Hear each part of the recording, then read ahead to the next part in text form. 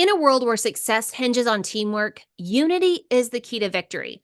But in the hustle and bustle of everyday work life, achieving that unity can seem like an insurmountable challenge. Disorganization, disunity plague many teams, but it's not because they don't have shared goals, it's because they lack buy in on how to achieve those goals. And that's where we come in. Introducing the Buy In Rocks method, your roadmap to achieving buy in, unity, and success within your team. With the Rocks format, you'll proactively plan, provide clarity, and get buy-in from your team, simplifying the work and sustaining your progress toward your goals. Visit leadershipontherocks.com/buy-in to download our free Buy-in Rocks planning template.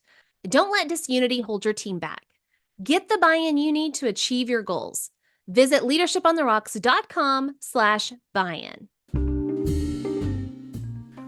Things can be simple, and we recognize things can be easy, but simple does not mean easy, especially in leadership. So creating your principles, standing by them, and living them out every single day, especially when the waters are choppy, is not easy, man. It's not easy at all.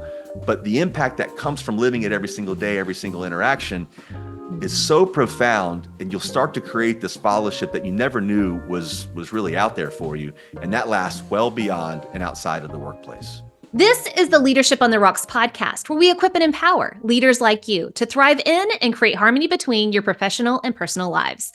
I'm your host, Bethany Reese, and in today's episode, we're going to be talking with inspirational speaker, best-selling author, and leadership coach Kyle McDowell about the power of principle-based leadership and impact of a we paradigm. Former Fortune 10 executive turned inspirational speaker, best-selling author, and leadership coach Kyle McDowell is on a quest to create cultures of excellence and reignite leaders' passion and purpose. With nearly 3 decades of experience leading tens of thousands of employees at some of America's biggest firms, McDowell's philosophy is rooted in his trademark principles, the 10 We's. While today's workforce is plagued with uncertainty and apathy, his strategy is simple. Begin with we. McDowell's mission is clear. Crush the deep-rooted dysfunctions so many organizations passively accept. McDowell's insights have earned him invitations to speak at prestigious business, educational, and nonprofit institutions. And his expertise has been featured in major national publications, including the Wall Street Journal, Forbes, and Inc. magazine. Welcome to the Leadership on the Rocks podcast, Kyle. I'm so excited to have you. Hey, Bethany, it's great to see you. Thank you for having me. I've been looking forward to this one. I appreciate you having me. Oh, I'm so excited that you're here. Your platform, what you talk about, is so near and dear to my heart. So you're kind of known as the we leader, at least to me, because of your book, Begin with We, 10 Principles for Building and Sustaining a Culture of Excellence. But kind of how I read that is, like I'm so excited that someone is out there not talking about next level for yourself, yes, personal development is so important, but you are focused on others. You're focused on the we, the group together, and it's so, so important. And your mission really is turning organizational's culture on its head for the good. So I'm so excited to dive into this we concept with you. But before we do, can I ask a silly question? Everybody listening knows that my background's in education, so the meaning of words is really important to me. Can you kind of define for us what you mean by principle-based leadership? Yeah, you bet. So I didn't create the term, and it was a new term to me at least a handful of years ago. So maybe a bit of context for your audience. So I created these principles the night before I was to meet with the new. I recently joined a firm where I was responsible for leading 15,000 people, a $7 billion program. Really purpose-driven work, enrolling folks into 1-800 Medicare, using 1-800 Medicare to enroll in Medicare, but also the Affordable Care Act. And I accepted this role. And the night before I was going to meet with the top 40 or 50 leaders, I knew I had to do something different because I had a really quote unquote successful run in the previous 20-ish years of my career, but I just was left feeling kind of hollow and unfulfilled. And you used the word that I just can't escape during those times. It was apathy. So the night before I was going to meet with these folks, I put together these 10 sentences that each began and still do begin with the word we. And I'm not incredibly creative, so I was left with the 10 we's. And I don't know that I even called them principles at the time because I wasn't I didn't, to say that I would kind of transition from that night in Lawrence, Kansas, when I created these principles to evangelizing the value and the impact that comes with them. I never would have predicted that. So I didn't Mhm. know that they were principles at the time. I just knew that I wanted our team to have a code of behavior. I think most organizations are really good at teaching people how to do their role, like the nuts and bolts, the policies and procedures. Like, how do we actually execute on the job that I've been hired to perform? But I don't think many organizations do a good job of establishing expectations and behavioral expectations. And a principle, by definition, is a code or our system of beliefs, our foundation of or chain of reasoning.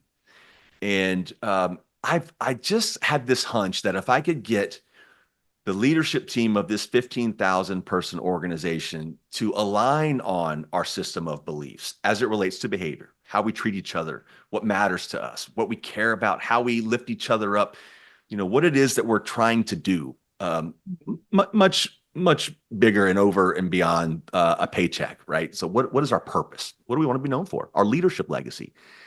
And these principles began transforming this organization in ways that I never ever could have imagined. But more importantly, these principles transitioned and transformed bosses into leaders, and it started to create this sense of belonging that had never been part of this organization. I can proudly say 7 or 8 years later, they are still the cultural manifesto for that organization. And since writing my book, I've been lucky enough to evangelize the same principles at dozens of other organizations who have now also adopted these principles. So that's a long-winded way of saying principle-based leadership is establishing the principles that you hold dear, that your fundamental, foundational truths.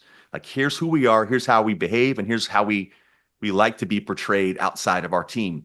Mhm. And then once you've established those, you live them every single day. I like to say every interaction, but you also are really clear to point out when people are not living by these principles, including yourself. You leave yourself open to that pushback and critique from those that you lead.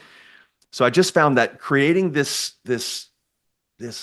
I don't like to say rules, but essentially rules for how we behave is really the principle based leadership that I have found, and it's been so impactful and profound in my journey. That's what compelled me to write the book. That's amazing. A couple of things that I heard you say that I just want to applaud so well, helping turn bosses into leaders. That in and of itself is so huge because we've got to take it to a deeper level of, that title, that power, that authority. And like you were talking about teaching you how to do your job, the task focused people. Mm, It's so much about people, leading people that yeah, do the tasks. yeah. And another thing is you're talking about, the 10 We's. What I'm picturing, everybody knows I'm a visual listener and learner. And so as you're talking about these foundational principles, I'm imagining like bricks that you're laying as a foundation to build this amazing leadership house on, right? We can get into strategy, we can get into best practices, but if you don't have that solid foundation, nothing's going to stand. And I love it that you're talking about taking that focus of those principles of who we are as leaders and how we treat people and how we do things here, and then building everything else on top of that. That's That's it. going to make a solid leader. And turning I love bosses, going back to what you said, turning those bosses into leaders. It's I love so that metaphor. exciting. And I thank you for doing the work. And another thing that gives me hope, like you started off talking about things that most of us, average people hear on the news, Affordable Care Act, healthcare, Medicare, all these things. Yeah, But yeah. you are in this massive industry 7 years ago plus, and you're having these conversations. That gives me hope for the world and for the larger industries too. So that's really exciting.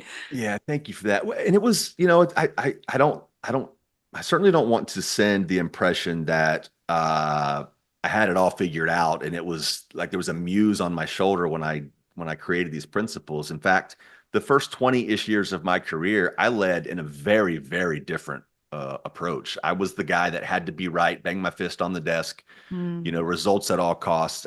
Didn't really care that you might have had a soccer practice you needed to take your son to. Like, work was work, and it was the number one priority. And I realized um, while I had a core group of people, I like to think were my confidants and the people that helped me deliver really great results throughout that first 20 years. The truth is, they didn't respect me as much as they feared me.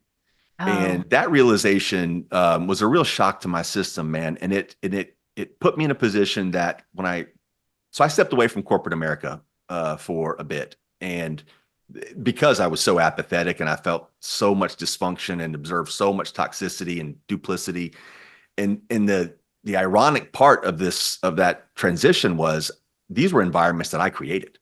So it's a real heavy burden to carry that, you've created these environments and established these cultures in these massive organizations, and they're highly dysfunctional. And the person in the mirror is the one that drove that dysfunction. So it took me more than 20 years to realize this is not the approach. And I realized when I took this role that I mentioned with the Affordable Care Act and 1-800 Medicare, hey man, if you want the same results, do the same thing. It's really Yeah. that easy. I could have delivered great results, but at what cost? And it just occurred to me that evening, and it was probably around midnight when I started to create this presentation for the following day, that if I wanted those same results, do the same thing. But if you want to find purpose, if you want to have fulfillment and have an impact on those around you, not just from a KPI and measurement or any type of metric, but actually Mhm. having an impact and creating a legacy that you'd be proud of and helping others along their paths. The fulfillment that comes from that has been so incredibly exponentially greater than anything I experienced the first 20 plus years. So it's now my life's purpose. And it's not just in the workplace, because I found these same principles when we hold ourselves accountable outside of the workplace can have just as much as an outsized impact. That's amazing. But you know what I'm hearing? I mean, the bigger lesson here, and so everybody listening, I don't care if you're an individual contributor or you've just gotten your first promotion to lead a team or you're leading, a bunch of managers. So now you're leading other people leaders. It doesn't matter where you're at. Humble yourself, learn the Yeah. lessons, and always reflect, how can I get better so that I can serve others better? And you were talking, you were already 20 years into your career. There's always time for that moment of reflection to say, where have I gone wrong? What mistakes have I made? And what can I learn from it going forward? It is never too late to take that humility and say, man, I got that one wrong. Let me take ownership of that. And also let me take a step forward in a better direction. I love that So so true. much. And I hope everybody hears that message because we all need it. I mean, as an administrator, gosh, I feel like I would need to sit here and apologize. I can think of specific people. I'm sorry. I didn't run that meeting well. I'm sorry. You know what? That was a heated debate with some parents and I didn't handle that well. We all have those moments where we can like confess, didn't do that one right. But Yeah. here you are saying, it's okay. It's part of the process. It is. It really is. And by the way, I don't want to go too much further without acknowledging your work as an administrator. I've been really lucky to work with now 4 school districts here well, 3 in Florida, 1 in California. And talk about purpose-driven work and resilient people. I mean, that can be one, at least in my experience, one of the more thankless professions, because there's always something, and it's you. It's like this faculty and the administrators, and then tens of thousands of kids that are tomorrow's leaders. They're our future. Mhm. And if I have a bad day in the corporate world and I don't host a meeting appropriately, or maybe I'm a jerk during a one-on-one, like the repercussions are vastly different than not connecting with those that you serve in that administrator role, which is in my mind is essentially the children. So, Mhm. kudos to you. Thank you for the work done on that front, because it is really, really important. Well, let's pass that on to all the educators listening and administrators or Yeah, future educators and administrators, y'all. The work is important, so keep going. super important. So, as we, think about all of the work that you've done, right? You've had this epiphany, and I love it that you even admitted that. I was struck with inspiration the night before. I've got to do things differently. So, you really have talked about and really pointed out the toxicity of a work culture is very much apathy. Mhm. It's really a me oriented kind of culture of where I'm just out to win and get results so that I look good.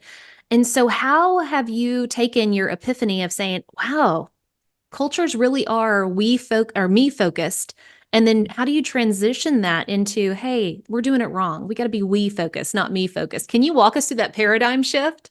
Yeah, absolutely. And it's a tough one. And I say, you use the right word, man. Epiphany. It was an epiphany for me. And we are surrounded by look at me.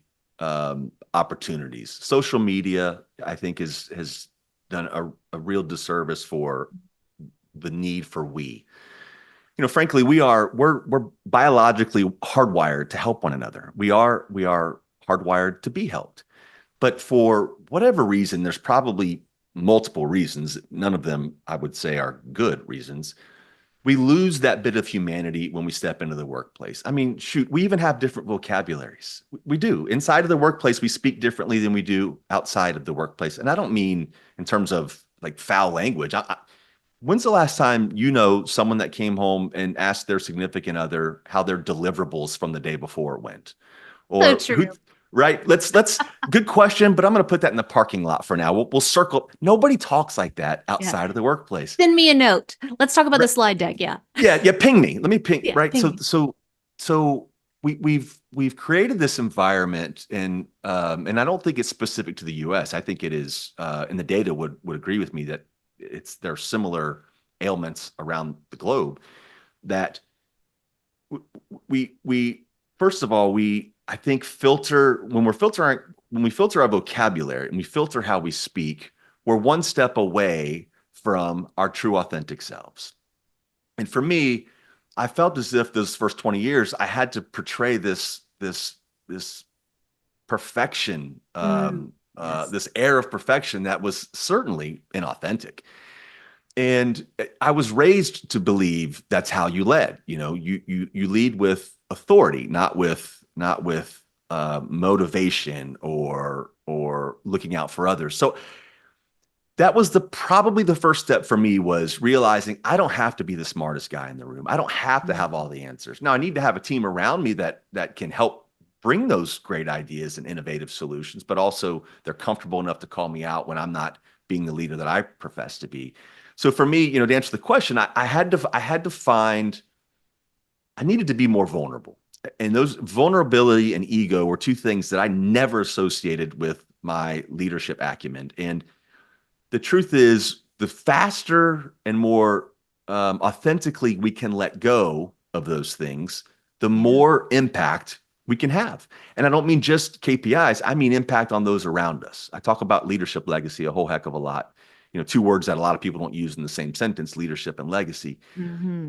which I think is an obligation for anyone, any type of leadership position. So I needed to lose that ego. I needed to find comfort in being uncomfortable. And that meant, like, when I don't have the answers, just admitting I need your help. I don't have the answers.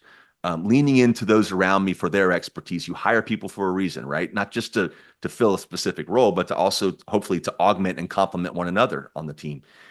So that was really important to me, is recognizing I didn't need to be perfect. I needed to be the one that can help others find their footing, create an environment that allows them to be their best, question me, challenge me, because I certainly was going to do the same. Now, I certainly don't want your listeners or your audience to hear my transition and think that I went from being some hard driving executive to a kumbaya, granola and rainbows and unicorns type thing, because I'll still hold you accountable. Hmm. But it all starts after the expectation of these behavioral and Yeah. these principles that we would all subscribe to. Absolutely. And as you were talking about your experience, I think a lot of that goes down to image control, because I know I've experienced it. I don't want to mess up. I don't want people to see me as weak or not knowing.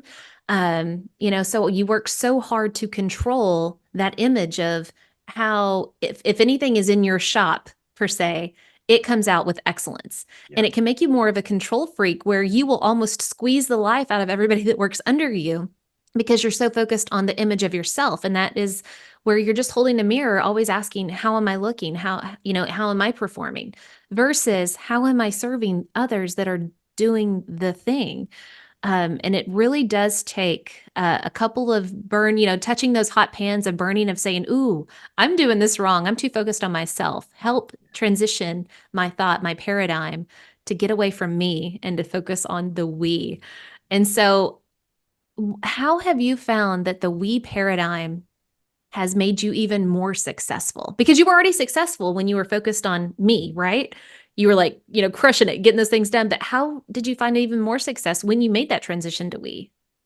I can quantify it almost. The Ooh. first 20-ish years of my career, I look back I'm very proud of the results I was able to deliver. The question is at what cost? And that for me is quantified by the number of people that I've stayed in touch with on, friendship level, or at least checking in every now and then on their career growth and opportunities and what it is that they're doing every day. I can count that number of people from those first 20 years on one hand. Hmm. If I compare that or contrast it rather versus the last maybe 10 years of my career, that number is probably triple. Wow. I still have regularly scheduled one-on-ones with many people who were either on my teams at certain points, or we were peers or colleagues in one capacity or another, that I haven't worked with in half a dozen or more years. So I think that is a testament to really connecting with those that you lead, not just in a transactional way, but in a more personal way, which is, I think, often frowned upon. And I don't mean like in an intrusive way. I mean like, hey, Bethany, I noticed, your performance has slid, or you're not the same, you're not giving the same energy or care that you might have a week or so. Is everything okay? Instead of saying, Mm. why are your results down? Yeah. So those connections in forming genuine connections. I think that's the proof that this transition from focusing exclusively on myself to others. I think that's a proof point, and that's a way for me to quantify the impact. So, we can talk about impact in the role that you're in, right? So you've delivered, pick any measurement, any revenue increase, customer retention, whatever metric you want. Pick those things, and you can certainly deliver on those with a me focus. You can also deliver them on a we focus with a we focus, but there's a bonus there that you've made it and delivered those metrics with the connections of those around you, and you have helped someone else on their journey, which sounds a little cliche, but it's true. So when I made this pivot, and it wasn't like an overnight thing, right? So when I wrote the principles, I spent 3 years at that organization. I've taken them to other organizations since then, and then it got so kind of palpable that I left the corporate world entirely to write the book, and now, do a lot of speaking and working with other organizations. The ability, or I would say, the privilege of having an impact on those around you, more than what it is that they do every day for you or on this team, but helping them find their next job, helping them get prepared for an opportunity that maybe they didn't think they were capable of delivering, helping them solve problems. Those are connections that you just can't fake, and that level of fulfillment dwarfs any level of satisfaction that I've ever seen or felt from any KPI. Um, Yeah. so that's where I would really say that the key difference is not just, yeah, you can deliver great results with a me focus, but you can deliver them with a we focus, also gathering fellowship and gathering connections and forging true relationships. Because this just in, man, when you lead with a me orientation and you stand on this perfection pedestal and you act as if you have all the answers and you have no flaws, your team already knows. They know Hmm. your flaws. They know you are being inauthentic, and you're kind of trying to snow them, Yeah. rather And they than talk about you at happy hour. what I say. Even worse than that is they talk about you at the dinner table with their family. Hmm. They talk about you in ways that, you, believe it or not, you have a control over. You do have a say in what they say about you, and it's how you treat them, and it's how you motivate and inspire them, and practice empathy when things aren't going well. So for me, it was just really important to make that transition and try to continue to live this we paradigm, even when it's not easy. Because, Yeah. I'm on stage a lot, and I talk before I walk through the 10 We's. I always ask the audience for a little bit of a virtual handshake, in that we recognize things can be simple, and we recognize things can be easy, but simple does not mean easy, especially in leadership. So creating your principles, standing by them, and living them out every single day, especially when the waters are choppy, is not easy, man. It's not easy at all. But the impact that comes from living it every single day, every single interaction, is Hmm. so profound, and you'll start to create this fellowship that you never knew was really out there for you, and that lasts well beyond and outside of the workplace. It's so good. And the metaphor, I mean, as I sat there and listened to all of that, the metaphor that was playing in my head, again, I can't help it, I'm visual. is, you know, if you're wanting to be successful and accomplish a task, let's say feeding someone, right? Technically, I can go through the drive-through and check the box. I am feeding you. Check, done, next, results, and I can even go fast, right? Because that's what drive food is. It's very fast and quick, and check. I can check that box and move on. But what is it doing to the people that you're feeding it to? It's toxic from the inside out, right? Mm. It's not a healthy lifestyle. It's not sustainable. You can't keep eating that fast food, even though you're able to check a lot more boxes of getting the results done, versus taking the time to cook a meal and then invite people over and then sit down at the table and engage in conversation and share the life and share the conversation with that. Not only feeding them healthier things, but from the inside out, you're growing something even better, and you're building what you were talking about earlier, that legacy where they can then take that nourishment and go out and do other things. Pay it forward. Both are checking the boxes of getting the results of feeding somebody, but one isn't toxic and one is so much healthier, and you enjoyed it so much more. Sitting at the table and engaging with people and building those relationships like you were talking about, that's a huge outcome that we so often miss because we focus on the check boxes. And Yeah, and there's this thing that happens, and I certainly was not immune to it, and I'm sure you've seen it when someone either transitions to a position of authority where they are now a boss, not necessarily a leader, but they're now a boss. A number of things happen. I think many times that person feels as if life in their job gets easier, maybe a little more stressful, but they just tell people what to do. How easy is that? You just notice this, tell somebody to go fix it. What they don't, I think, what they underestimate is to be an effective leader, it's more than just directing people. It's more than giving orders. It's about motivating and inspiring. And I go a step further to say, as a leader, it's an obligation to pick others up. It's an obligation to care. And too many times we ascend into a leadership role or a position of authority, and we think that because I'm the boss now, this is just it's actually harder. And to be a really effective leader is very hard. It's not just because you have authority doesn't mean that life gets easy. And certainly the principles that I espouse and what I've found real true impact from these 10 W's is they're incredibly simple. And I've not created anything provocative or controversial, but living them every single day and not allowing your title to get in the way of you living them when things are difficult. Because one of my principles is, one of the 10 We's is, we challenge each other, which is followed by we embrace challenge. No one's going to disagree that embracing challenge is important. And not many people would disagree that including challenges and having a challenge-rich environment leads to better outcomes.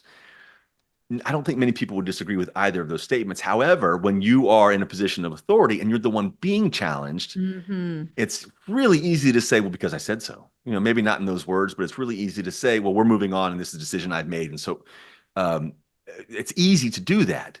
But actually hearing the members of your team out, giving them an opportunity to thrive and be their best, allowing them to weigh in on our team's journey and where we're taking this thing, it allows them a voice and allows them to have a say in this journey, but also tells them, I'm listening to you. You're a valued member of this team, and it's not a dictatorship. So when we get challenged, it's really tough for the leader who has not kind of embraced that historically to make that transition. I've lived it. And when I first created these principles, there were people that thought I was full of it. And they would challenge me on these principles, but I was not the brightest guy in the room. But I will tell you, at least on that topic, for whatever reason, I recognized after establishing these principles, if I'm the guy that's screaming from the mountaintops, we challenge each other and we embrace challenge, and the first time somebody pushes back, I pull out my business card. I'm a fraud. I'm a hypocrite. And I recognized when those challenges were coming my way, it was really important for me to kind of toe that line, or else I would have lost all of their followership, and I'm a fraud. So I kind of get on that soapbox as much as I can, because it's easy to say I have an open door policy, or it's easy to say we're a we-oriented organization, or we challenge one another, embrace challenge until the waters get rough, and that's when your true character and your true leadership acumen is exposed. Always. So it's easy to establish them, but living them every single day, and I'm far from perfect on it, is where the real value can be found. Man, that's so good. And it's so intentional. It's Yeah. recognizing in the moment, not going with your habitual reaction Yeah. of, oh, they're challenging me. I want to bow up and I want to fight or flight or just, throw that title down and say, we're done, we're moving on.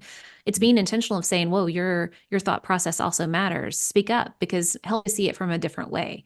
And it's That not only hard. does that take a ton of humility, but a ton of intentionality to stop yourself. That's So right. good. That's right. Yeah, so can we dive into the 10 We's and explore a couple of them and just share these principles? Because it's so important moving from the me paradigm to the we paradigm. Yeah. So walk us through a couple first steps to help us. And we know it's not a perfect input equals output. It's That's right. intentionality. It's walking it every day and getting better every day through that process. But help us at least get on the right path.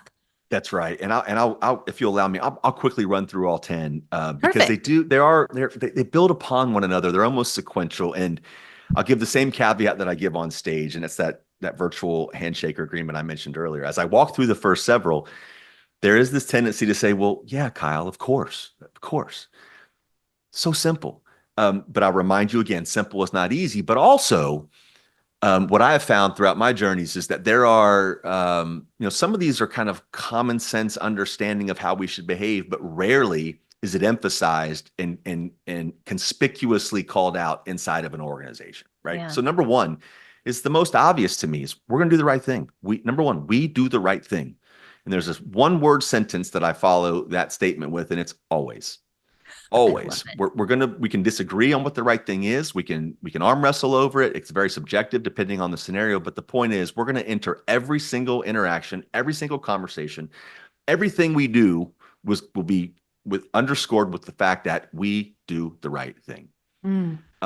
Now, as a leader, if I want to do the right thing, for me, it's obvious that we number two is what it is, and it's we lead by example because we're not, the question someone says, are you leading by example? You're always leading by example. Hmm. Question is, am I leading by an example that I would be proud to see replicated? If it were blasted across the company intranet or placed out on social media or whatever, is that an example I'm proud of? Did I treat someone with dignity and humanity? And was I empathetic if they were going through something? So lead by example. Now, to lead by example, to show others you're committed to that, brings us to we number three. That's when we say we're going to do something, we do it. Oh, It's a given. We keep our commitments to those we serve externally, our customer base, our clients. But I don't think that same level of expectation is as loud and conspicuous as it could be inside of most team environments. So when we say we're going to do something, we do it. It's just that simple.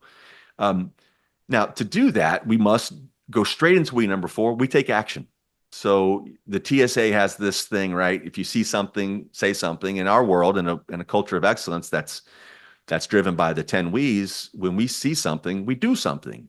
And mm. that can be just as benign as saying, hey, boss, we got this process issue over here that's been outstanding forever and it's causing customer abrasion, whatever it is, just surfacing it. We don't turn our cheek. We don't look the other way when something needs to be addressed. So if you want folks to take action, if you want them to recognize that innovation is like the fuel for our continuous improvement, you've got to get folks to own their mistakes. And that's we number five. We own our mistakes.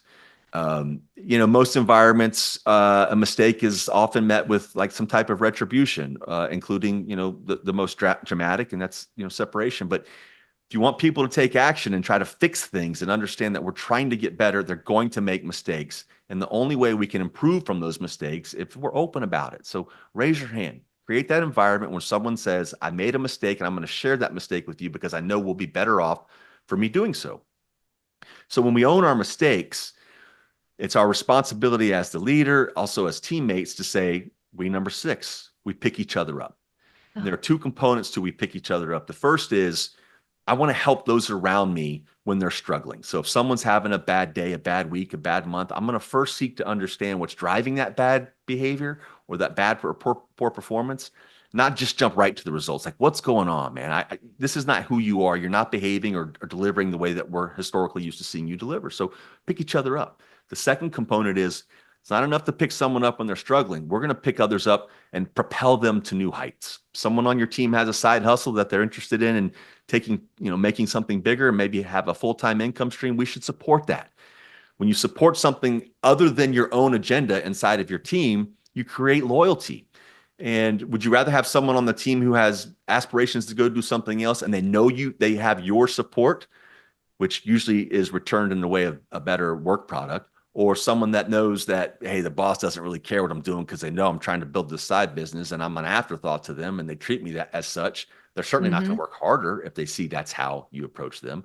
So we got to pick each other up. We don't turn a cheek to each other, and we help them get to their next spot, whatever that is, wherever they want to go. Now, this is the time where we leave the kind of, yeah, no one's going to disagree with you, Kyle, to a little bit tougher set of expectations. And that starts with we number 7. And that's we measure ourselves by outcomes, not activity. Oh, yeah. Preach. Especially in big organizations, and that's not to say it doesn't happen in smaller ones. Mhm. We fall in love with our calendars. I was double booked all day yesterday, or had 13 meetings between 8 and 5 yesterday. That's great. It doesn't impress me, though. What are the outcomes that came from those meetings? Are you focused on the things that drive the customer experience? Are you focused on the things that improve the employee experience? We get really, really busy, but are we effective? So I want our folks to be focused on the outcomes. We all are probably assigned a handful of deliverables or action items or outcomes that are on our performance appraisal, the things that our boss or our leader is holding us accountable to deliver. If our activity doesn't support or lean into those outcomes, why are we doing them? They should be scrutinized. I Uh, like to say, I'm really happy that my Uber driver put gasoline in the car before he or she picked me up, but I'm more happy and I'm paying for getting from A to B. Putting gas in the mhm. car is important, but it's an activity that drives the outcome. It's the outcome that Yes, matters, right? absolutely. Um, my favorite of all the principles, but probably the toughest for folks to really get behind is we number 8. And it's one I mentioned earlier. It's we challenge each other. As you could probably attest, and I certainly can in my experience, historically, challenges are reserved for someone in the position of authority. They go top down. In a culture of excellence, we are focused on delivering excellence, and we have a we paradigm. Challenges come peer to peer. They come from team member to leader. They come from leader to more senior leader. They come and go every direction. Now, a challenge must be grounded in data or experience. It can't be simply my opinion. That's not helpful, doesn't move the needle. So if someone comes to you with a challenge that is grounded in data, or they have experience that says we're traveling down the wrong path, or we have an opportunity to do something differently, we absolutely should listen. We need that buy-in, that contribution from our teams. We I number love that 8 you just, without we number 9, we yeah. embrace challenge is a recipe for anarchy. So we're gonna embrace challenges from wherever, whether it's an external market force, it's a new entrant, it's a competitive threat. We're going to embrace challenges from internal. So if the more senior leader has put a challenge in front of us in the way of a expense reduction or a process improvement or some type of outcome, we're going to embrace that challenge as well. You know why? Because it's not going away. And overcoming challenges, not just in business, but in life, that is the fuel for continuous improvement. Most things in life, at least those things that are worth having, especially in business as well, are the result of overcoming one or more challenges. So we're going to Mhm. embrace those challenges. And then the last we is one that I was purposeful to leave as number 10, because I think any earlier in the 10 we's, it's a recipe for disappointment. And that's we obsess over details. In most industries, the details are what separates good from great. It's what separates winners from losers. So we're going to be maniacally focused on the details. I mean, I look at a company like Apple. When you open a package from Apple, the details are just so sexy, right? The sticker that you got to pull off the box with the arrow on it, like it sends the message to the consumer that what's inside this box is truly magical. Now, if you Mhm. juxtapose that with, say, an IKEA install manual or anything. Many times I'll buy a product from Amazon. I'll open the manual inside and it's got bad grammar or the word, it just doesn't make sense. Like you could tell there was not an overt focus on making this something Mhm. that was really usable. That also sends a message about the product that you've just purchased. So I think the details matter a whole lot. And it can be subjective, right? Where do I spend my energy and focus on those details? That's situational. But the point is, we're going to focus on them, and it's going to be something that we pride ourselves on because that's how we separate ourselves from our competition. So that's the 10 we's, and that's. I will note also, Bethany, that a really beautiful unintended, I would say, byproduct of developing these principles, writing the book, and now just traveling to evangelize them, is the impact that I'm seeing these principles have on people's personal lives, me Mm-hmm. included. We find ourselves, at least I found myself behaving, once I established these principles, I was behaving a certain way and living by these principles and driving them inside of the workplace. But I found myself not living them outside of the workplace, which is a hypocrite and not being authentic in that way. So it was a real kind of epiphany for me to realize the value of them outside of the workplace. And now I hear from readers all the time. One in particular still stands out. Of fella at the end of a speech stood up and told me it's changed how he's raising his children, which is, the most humbling thing I think anyone can say to me anyway. So there's value here that's not just isolated to the corporate world, but also who we are as humans and how we get along on this planet. And this so aligns to in my intro to every single podcast episode, I talk about the harmony between our professional and personal lives. Yeah. Because so often previously we wear a hat here and then we change hats and then we go home and we put on a different hat. And that in and of itself is going to cause extra stress because you're being different people. Yes. Versus be a great leader everywhere you go. It is all connected. And going back to the first we are going to do the right thing always. Oh my gosh, can you imagine teaching that to your kids? If you live it out and model it, and hey, you're not always going to feel the right thing, but we do the right thing till we feel the right thing. Always. We're going to do the Love right that. thing. Love that. That And it's that it's rarely parenting, it's not always the easiest path either, I've no. found. But when you establish that expectation among the team, the first time we're in choppy waters and we're looking for the path out of these choppy waters, it's never going to be a shortcut. Yeah. We recognize that we're in this together, and the only way out of it is to do something that we're proud of, and we can't be proud of it if it's not the right thing. And it creates this bond among the team, but also it helps decision making. We're much more efficient in our decision making because we know even if it takes longer or it's harder or we may not achieve whatever metric we were trying to achieve, but we're going to do the right thing. It makes conversations really efficient. And that, okay, are we taking this path or that path? Oh, well, that path is a little bit less of the right thing, so we're going to avoid that one. It just makes things really, really efficient. Absolutely. Identifying what we shouldn't do sometimes really helps highlight what we should do, but Amen. you got to Well name said. it. And, and again, just going back to the parallel of just great leadership at work and at home, the we number two, we lead by example. And whenever you were saying that, I'm thinking of, unfortunately, some very specific people in my previous history of employers, my bosses. Yep. And there is a huge difference between the ones who led by example, who did what they asked us to do, and we're always modeling that, versus the other ones, do as I say, not as I do. And you can also, how easily is that applied to parenting? So The true. armchair parent, do as I say, not as I do. So true. Yeah. Um, but so many of these, while people will shake their heads, these are often so violated. They're not followed because we get in that level one position of leadership of just authority. At the end of the day, you have to do it because I said to do it, right? Right. And that's not, you're going back to what you were talking about, leadership legacy. We do it, we model it, and then it's going to impact you. And then you're going to do it and model it. And then, man, this legacy, people are going to follow you because they want to.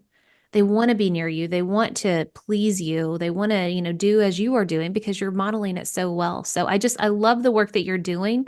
And guys, this list is amazing. Please go and read his book, but don't just read it and say, yeah, I already do that. Gut check yourself every day. Are you really living it out? It Yeah, makes I a huge talk about the something that I've created, at least for myself, but I talk about it in the book. It's called the mirror of truth. And that Ooh. is, it's really a metaphor for just some really intense self-reflection. Am I the leader that my mother would be proud to see me in action?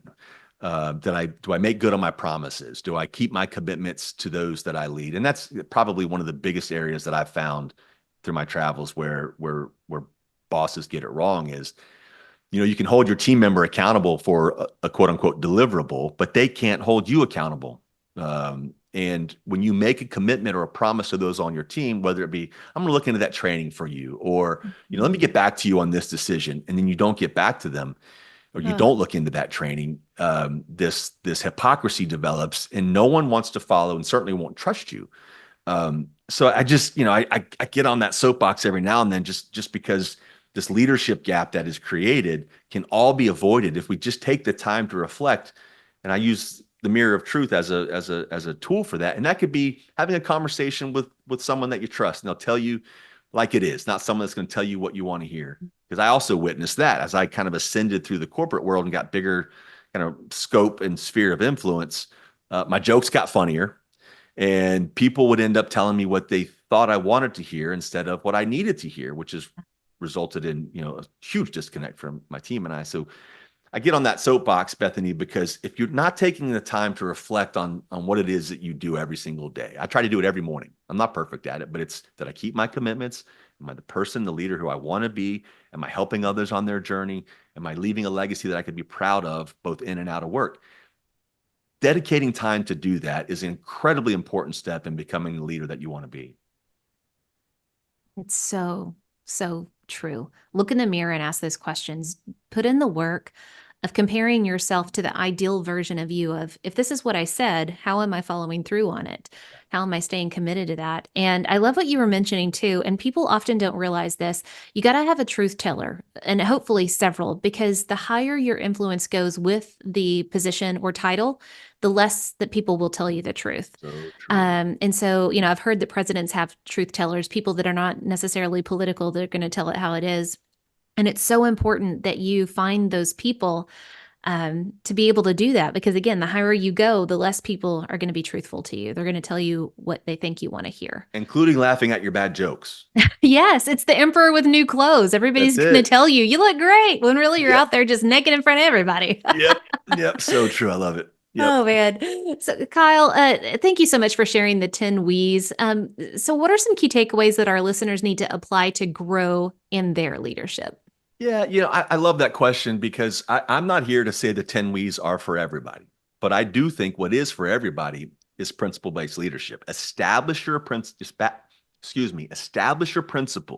communicate them widely. And again, look up the definition of principle. It's that foundational belief. It's our reason, our system of reasoning, system for a chain of reasoning. So when you establish those principles and share them with the team, here are the things that by which I will hold you accountable. And I can say that with a lot of emphasis because I expect you to do the same, and then you have to actually live it. But establish those principles and live them every single day, every single interaction. Be prepared to be called out when you're not living them, and call Mhm. others out when they're not living them. And I'll add this. This is it's become really obvious to me that when you state the principles that the team will kind of live with, live by, thrive with, however you want to frame it, it creates this nomenclature that allows difficult conversations to happen in ways that maybe you haven't been able to have them before. So Mhm. when someone is, when someone needs to be kind of prodded or poked to kind of step up their level or their delivery for the team, you can say, hey, listen, Bethany, we challenge each other, right? Mhm. And I use that as an example because when you're part of this we oriented team and you've established the 10 we's as your kind of guiding set of principles, you have subscribers now. So when someone is not living up to any one of those principles, you don't have to be a jerk and go back and say, what's going on? Why are you behaving this way? You say, hey, wait a second. We all committed to do the right thing, and we do the right thing, right? Easier to have. We challenge each other, right? So I know you're not quite performing the way that we have, these expectations that we've established. Is everything okay? Because we do challenge each other, right? So use them as entree points into the conversation to allow people, it disarms them because you've Yes. already committed and subscribed to being on this team. To be on Mhm. this team, you have to live these principles. When you're not living them, it's easier to call out because we've already established these expectations. It's not some nebular list that is left for the team member or the members of the team to decide upon on their own. Like, how do we do things? No, it's black and white. It's not just words on a wall. This is who we are and how we live, Yeah. how we operate. And that's one of my favorite leadership moves is whenever you have an established culture of this is who we are and this is what we believe and how we operate, how we treat each other, right? Yes. Whenever that's established and you have it posted as a third party visual or something that you can point to, it removes you from saying, this is my version of who you should be. This is us. So it becomes this third party where now you're a mediator in between saying, this exactly what you're saying. This is what we agreed to, and this is where we're going, myself included, right? And it just becomes Exactly. this thing that allows you to step into those hard conversations so much better. I don't want to say easier because it's still hard, but it's so much better. I do think it's easier, and this is where a lot of folks will get confused with mission statements. And I just look, mission statements are really powerful for communicating who we are externally. But Mhm. nobody works harder because of a sexy mission statement. Nobody works harder or cares more about their role because of words that you put on a wall that is the mission statement of the organization. But these principles, they establish behavioral expectations. I used to work for a company whose mission statement was helping consumers on their paths to better health. It's a beautiful statement, but no one on the team is going to work any harder because it's so kludgy and this weird, like, it doesn't tell me how to behave, treat others Mhm. on the team. It doesn't tell me what my expectations are for my behavior. So please, I just don't want your audience to conflate a mission statement or values of an organization with these principles because they're really not the same. These principles enable the mission statement. They enable Yeah. the values of the organization because It's it's the all behaviors behavior driven. behind everything. Yep, that's right. Yeah. It's so perfect. All right. So, Kyle, what is one poor decision you would warn our leaders to avoid? Like, don't do this one thing. Come on. You're better than that. Can I give two? Sure. Okay. The first is something I see a lot in my travels recently, especially is conflating authority with leading. So Ooh. just because I have authority and I'm allowed, air quotes, allowed to tell someone what to do, that's authority. That's not leadership. That's not motivating. It's not inspiring. That's not communicating the why. So just because you can, because you have that authority, that does not make you a leader. So for me, confusing those two things is really a fast path to an unhappy ending. Hmm. And then the second is micromanage. You Oh. got to let go. You got to for your team to thrive and feel as if they are part of something bigger than themselves. Mhm. They can't have you over their shoulder every minute of every day. I believe very strongly in setting very clear, crystal clear expectations for everyone on the team. So there's our macro expectations for how the team is or what the team is expected to deliver. And then there are expectations of members on the team. And you establish those expectations and you get out of the way. And if you're not out of the way, you say, how can I help? I truly believe a leader has just two responsibilities. The first is identify the things that stand in the way of your team members or members of your team more broadly delivering excellence. What are the hurdles? What are the roadblocks? Is it a system issue? Is it a lack of training? Is it a work from home thing? Whatever it is, identify what those are and remove as many of those as possible. You're never going to get 100% out, but remove as much as possible. Things like training, things like maybe flexible schedules, whatever it is that you can do, get those out of the system.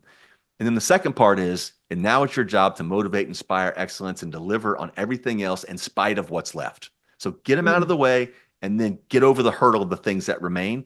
And when we do that, we create an environment that the team knows you care about them. They care about how you the role that you can play in them having a more fulfilling existence on that team. And it just establishes this rapport that, hey, this guy cares. He wants me to be better, and he's going to great lengths to get these things out of my way so I can be better. So I think it's conflating authority with leadership and then micromanaging. Set the expectation and get out of the way. Oh, so good and so true. Yes, I love those two so much. All right. So, Kyle, where can our listeners go to learn more about you, your work, and where can they go get the book Begin with We? Well, first of all, thank you for the platform to allow me to share the message, and you've been really gracious in allowing me to talk through the book Begin with We, which I have to tell you, man, when I started to write the book, I remember telling my wife, if I sell 1,000 copies, I'll be over the moon. And we have long since eclipsed that. It became the USA Today and Wall Street Journal bestseller, and Oh, it's taken on a life of its own that is so humbling to me. So the book is Begin with We. I'm on essentially every social media platform with the same handle. It's at Kyle McDowell Inc. My website is kylemcdowellinc.com. And I appreciate you giving me the opportunity to share those because I really endeavor to reply to every single comment, every single outreach and direct message. So I use those as an opportunity to help others. And that's really where I'm focused. This what I'm calling the second half of the second chapter of my career, and that's really investing all my care and energy into those around me to help them avoid the mistakes that I made, but also have a fulfilling existence. We're going to spend 100,000, I don't know if you realize this, 100,000 hours of our life on average is dedicated to working. The only thing you will do more on this planet than work is sleep. So Wow. if you want to make an impact, you want to help others, you want to do something that is you can be proud of and look back and say, man, I did that and I helped so and so achieve their goals as well. Work is a great place to start. So that's how you reach me. I would love to hear from your audience, and if there's anything I can do to help folks along their path, then I'm all in. I love it. You are walking the walk. So guys, reach out to him. The links will be in the show notes. Reach out because he is focused on we. And guess what? We includes you. You're part of we. Oh, Kyle, thank you so much for being here and sharing your wisdom. I so greatly appreciate it. It's definitely a message that we need. It's a paradigm shift we have got to make from me to we. So thank you so much. Well, thank you again, Bethany. I appreciate the time, appreciate the platform. All right. Guys, until next time, continue putting in the work of building your life and leadership on the rocks, the essential rocks. God bless.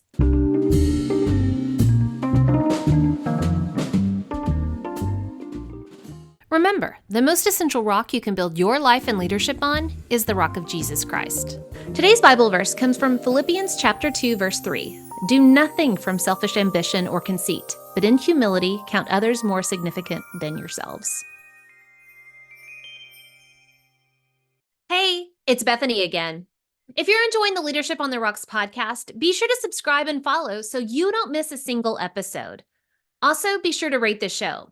We hope to earn 5 stars in serving you in leadership, and through your ratings, it'll help us get the word out about what we do here at Leadership on the Rocks. If you feel this podcast is helpful, be sure to share it with your friends, family, and coworkers, or anyone who wants to grow in leadership, but also have harmony between their work and home life. Thanks, and I'll see you again in the next episode.